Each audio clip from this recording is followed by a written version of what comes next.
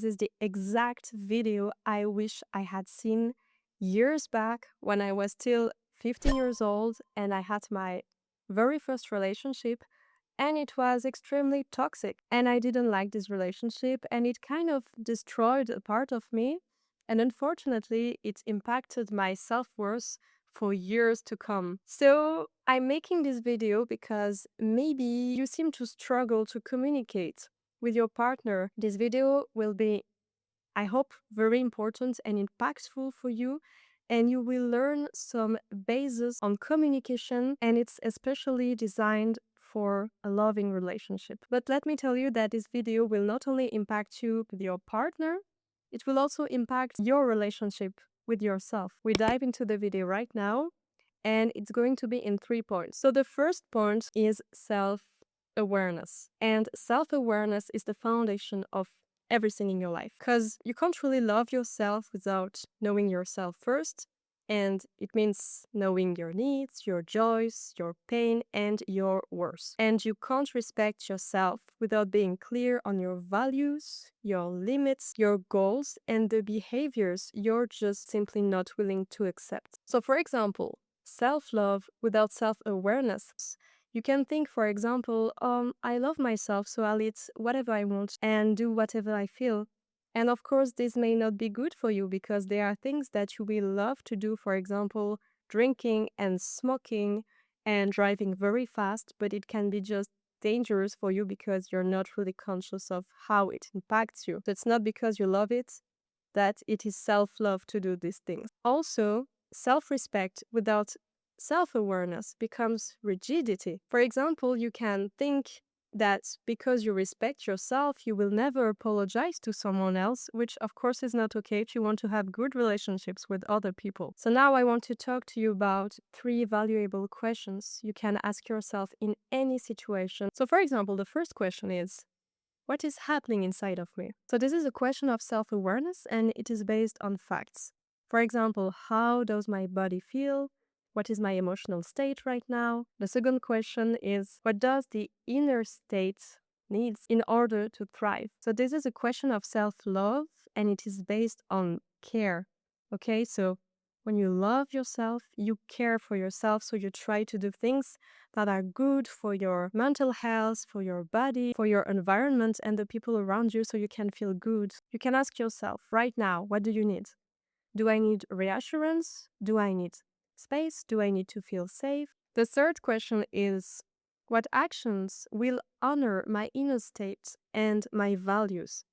So it's a question of self-respect, and it is based on integrity. So it's based on how I feel, what I need, and what I actually have to do to respect myself. When you learn to respect these 3 parts of yourself, it becomes easier for you to avoid uncomfortable situations, places, and people who might not be good for you and that are not aligned with the life you want to live. So to sum it up, self-awareness is knowing what's happening inside of you. Self-love is how you treat yourself based on that awareness. And self-respect is how you act based on that awareness. So see, everything comes from awareness, and then you treat yourself and you act based on that. So it's really the base of everything. It's super important to be aware of it for you to have a better life consciously. So the second point is that your body expresses itself all the time, but most of us were never taught to listen to it. When you learn to do that, it becomes easier to follow your gut and make better decisions. Your nervous system is a true stellar, okay? So it never lies or it never gets swayed by social pressure. It simply reacts right away to safety or threat. And there are 2 main categories of sensations. The first one can be tightness, heaviness, constriction, and this usually means that something feels unsafe, wrong, or overwhelming. And then you have openness, warmth, lightness, and this usually means that you feel safe or you are safe, aligned, and you feel nourished. If, when you are with your partner, your body gives you uncomfortable sensations, it's just a message. It doesn't mean that you are with the wrong person, but there's definitely something to understand. Now, very important, Do not do these things. Do not ignore your sensations and tell yourself that you are too sensitive. Do not argue with these sensations logically. For example, tell yourself, oh, but he's a nice guy, so my feelings must be wrong. No, your feelings are never wrong. You have to understand them. Do not push through it and stay in the situation hoping it will pass. You have to do something. And do not blame your partner immediately before understanding yourself. If you need to take a breath, maybe tell your partner you need a moment. Tell him how you feel. For example, hey, I need a moment, my body feels a bit tight. If your partner reacts in a healthy way, he'll probably tell you to take your time and will try to understand what's going on. But, and that's what happened to me so many times, if your partner gets defensive and put pressure on you, well, that's problematic. So, to understand your sensations, because it's very important that we dive into it deeper, you can ask your body 2 questions. And if you want to take notes right now, do it, because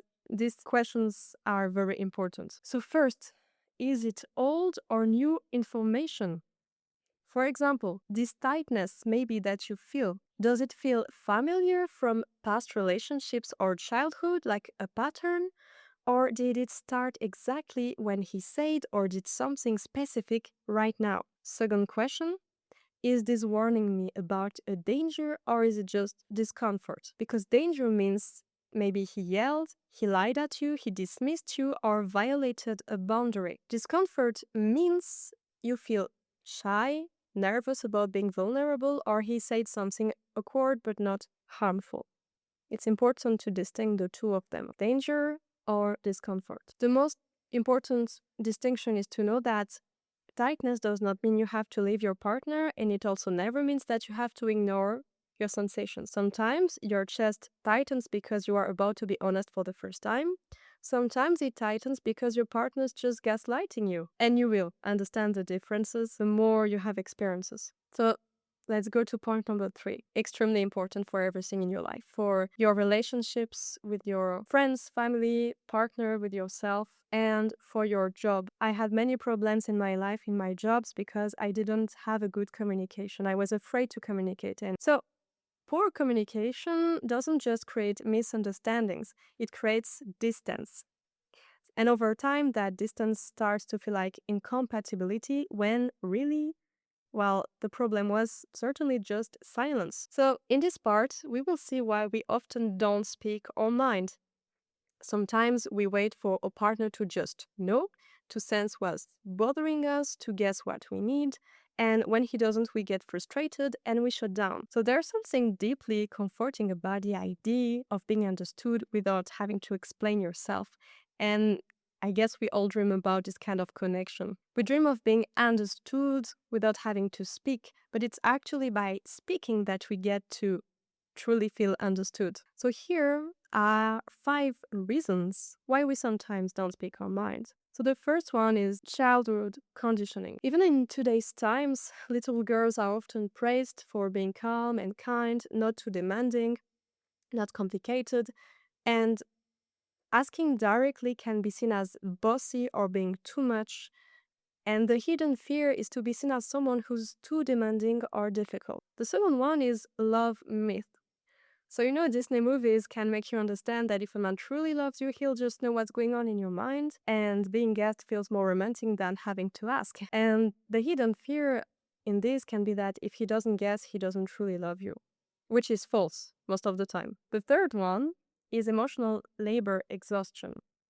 Many women spend their entire day anticipating other people's needs at work, with friends, and with family.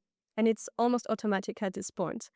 So by the time they get home to their partner, there's a quiet longing. Just once, I'd like for someone to do that for me.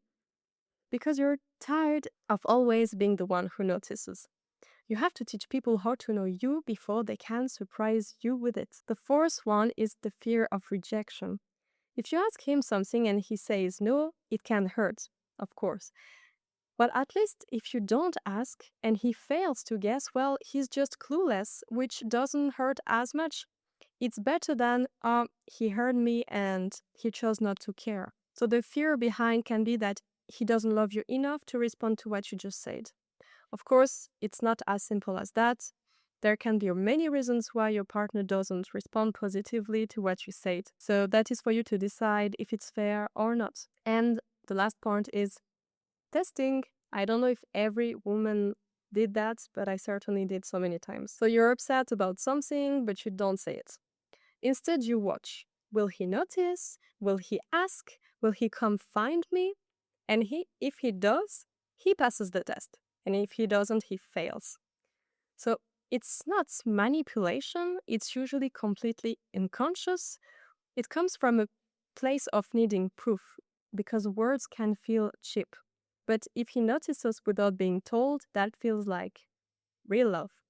The problem is you're running a test he doesn't know he's taking. And when he fails it, you're hurt by something he never had a chance to get right. If you're with someone who genuinely loves you and has a healthy mind, he wants to make you happy. He's just not psychic. And the moment you stop waiting for him to prove his love through guesswork and start telling him what you actually need, you'll probably find he shows up way more than you expected. So I hope these 3 points gave you something real to hold on to, not just for your first relationship, but for everyone that comes after. It's so hot in here. Thank you for watching. I hope you enjoyed it. Let me know in the comments what you think about it, what are your reflections or experiences about it, and I'll see you soon.